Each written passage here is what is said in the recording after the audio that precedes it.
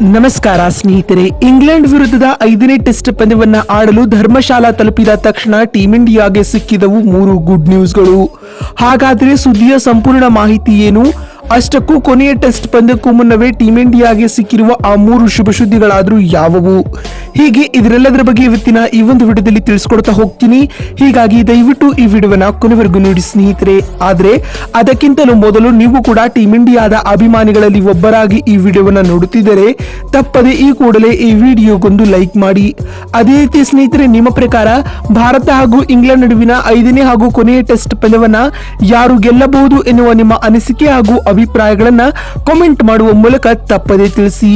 ಹೌದು ಸ್ನೇಹಿತರೆ, ಸದ್ಯ ನಿಮಗೆಲ್ಲ ಗೊತ್ತಿರುವಂತೆ ರೋಹಿತ್ ಪಡೆಯು ಇಂಗ್ಲೆಂಡ್ ವಿರುದ್ಧ 5 ಪಂದ್ಯಗಳ ಟೆಸ್ಟ್ ಸರಣಿಯನ್ನ ಆಡುತ್ತಿದೆ. ಈಗಾಗಲೇ ಸರಣಿಯ ಮೊದಲ 4 ಟೆಸ್ಟ್ ಪಂದ್ಯಗಳು ಮುಕ್ತಾಯಗೊಂಡಿದ್ದು, ಹೈದರಾಬಾದ್ ನಲ್ಲಿ ನಡೆದ ಮೊದಲ ಟೆಸ್ಟ್ ಪಂದ್ಯವನ್ನ ಟೀಂ ಇಂಡಿಯಾವು ಸೋತಿತ್ತು.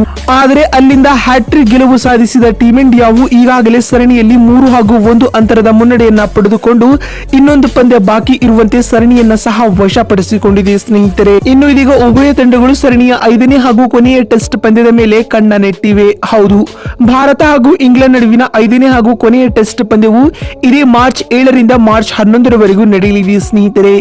ಇಂಡೋ ಇಂಗ್ಲೆಂಡ್ ನಡುವಿನ 5ನೇ test ಪಂದ್ಯವು ಧರ್ಮಶಾಲಾದ Himachal Pradesh cricket association ಮೈದಾನದಲ್ಲಿ ನಡೆಯಲಿದೆ. ಆದರೆ ಇದೀಗ ಇದರೆಲ್ಲದರ ನಡುವೆಯೂ 5ನೇ ಟೆಸ್ಟ್ ಪಂದ್ಯವನ್ನ ಆಡಲು ಧರ್ಮಶಾಲಾ ತಲುಪಿದ ತಕ್ಷಣವೇ ಟೀಂ ಇಂಡಿಯಾಗೆ ಒಟ್ಟಿಗೆ 3 ಶುಭ ಸುದ್ದಿಗಳು ಸಿಕ್ಕಿವೆ ಸ್ನೇಹಿತರೆ. ಅಷ್ಟಕ್ಕೂ 5ನೇ ಟೆಸ್ಟ್ ಪಂದ್ಯಕ್ಕೂ ಮುನ್ನವೇ ಟೀಂ ಇಂಡಿಯಾಗೆ ಸಿಕ್ಕಿರುವ ಆ 3 ಗುಡ್ ನ್ಯೂಸ್ಗಳು ಯಾವುವು ಅಂತ ನೋಡುವುದಾದ್ರೆ, ಮೊದಲನೇ ಶುಭ ಸುದ್ದಿ ಬಂದ್ಬಿಟ್ಟು ಅದು ಜಸ್ಪ್ರೀತ್ ಬುಮ್ರಾ ರವರ ವಿಚಾರವಾಗಿ.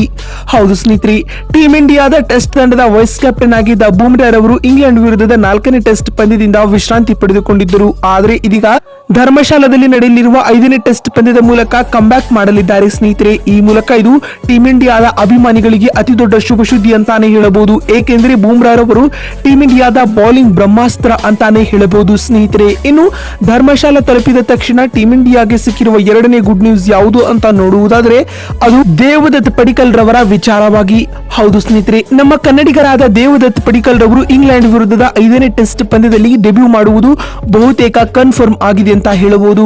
ಈ ಮೂಲಕ ಹಲವು ದಿನಗಳ ಹೋರಾಟ ಹಾಗೂ ಹಲವು ವರ್ಷಗಳ ಕನಸು ಕೂಡ ನನಸಾಗಲಿದೆ ಅಂತ ಹೇಳಬಹುದು ಸ್ನೇಹಿತರೆ. ಇನ್ನು ಧರ್ಮಶಾಲಾ ತಲುಪಿದ ತಕ್ಷಣ ಟೀಂ ಇಂಡಿಯಾಗೆ ಸಿಕ್ಕಿರುವ 3ನೇ ಹಾಗೂ ಕೊನೆಯ ಗುಡ್ ನ್ಯೂಸ್ ಬಂದ್ಬಿಟ್ಟು ಅದು ರೋಹಿತ್ ಶರ್ಮಾ ರವರ ವಿಚಾರವಾಗಿ. ಹೌದು ಸ್ನೇಹಿತರೆ, ಟೀಂ ಇಂಡಿಯಾ ತಂಡದ ನಾಯಕ ರೋಹಿತ್ ರವರು ಸದ್ಯ ನೆಟ್ ನಲ್ಲಿ ಭರ್ಜರಿ ಪ್ರಾಕ್ಟೀಸ್ ಮಾಡುತ್ತಿದ್ದಾರೆ. ಇದರೊಂದಿಗೆ 5ನೇ ಟೆಸ್ಟ್ ಪಂದ್ಯದಲ್ಲಿ ರೋಹಿತ್ ಅವರು ಅಬ್ಬರಿಸಲು ಕಾದು ಕುಳಿತಿದ್ದಾರೆ ಅಂತ ಹೇಳಬಹುದು. ಧರ್ಮಶಾಲಾದಲ್ಲಿ ಅಭ್ಯಾಸ ಪಂದ್ಯಗಳನ್ನ ಸಹ ರೋಹಿತ್ ರವರು ಆಡುತ್ತಿದ್ದಾರೆ ಅಂತ ಹೇಳಬಹುದು. ಇದರೊಂದಿಗೆ 5ನೇ ಟೆಸ್ಟ್ ಪಂದ್ಯದಲ್ಲಿ ಅಬ್ಬರಿಸಲು ರೋಹಿತ್ ರೆಡಿ ಆಗಿದ್ದಾರೆ ಅಂತಾನೆ ಹೇಳಬಹುದು. ಈ ಮೂಲಕ ಇದು ಕೂಡ ಟೀಂ ಇಂಡಿಯಾದ ಅಭಿಮಾನಿಗಳಿಗೆ ಗುಡ್ ನ್ಯೂಸ್ ಅಂತಾನೆ ಹೇಳಬಹುದು. ನೋಡಿದ್ರಲ್ಲ ಸ್ನೇಹಿತರೆ, 5ನೇ ಟೆಸ್ಟ್ ಪಂದ್ಯಕ್ಕೂ ಮುನ್ನವೇ ಟೀಂ ಇಂಡಿಯಾಗೆ ಯಾವೆಲ್ಲ ಶುಭ ಸುದ್ದಿಗಳು ಸಿಕ್ಕಿವೆ ಅಂತ ತಿಳಿಸಿಕೊಡುವ ನಮ್ಮ ಈ ಪ್ರಯತ್ನ ನಿಮ್ಗೆ ಇಷ್ಟವಾಗಿದ್ದಲ್ಲಿ ತಪ್ಪದೆ ಈ ಕೂಡಲೇ ಈ ವಿಡಿಯೋಗೊಂದು ಲೈಕ್ ಮಾಡಿ. ವಿಡಿಯೋವನ್ನ ಇಲ್ಲಿವರೆಗೂ ನೋಡಿದ್ದಕ್ಕಾಗಿ ಧನ್ಯವಾದಗಳು. ಮತ್ತೊಂದು ವಿಡಿಯೋದಲ್ಲಿ ಸಿಗ್ತೀನಿ. ಅಲ್ಲಿವರೆಗೂ ನಮಸ್ಕಾರ, ಧನ್ಯವಾದಗಳು ಸ್ನೇಹಿತರೆ.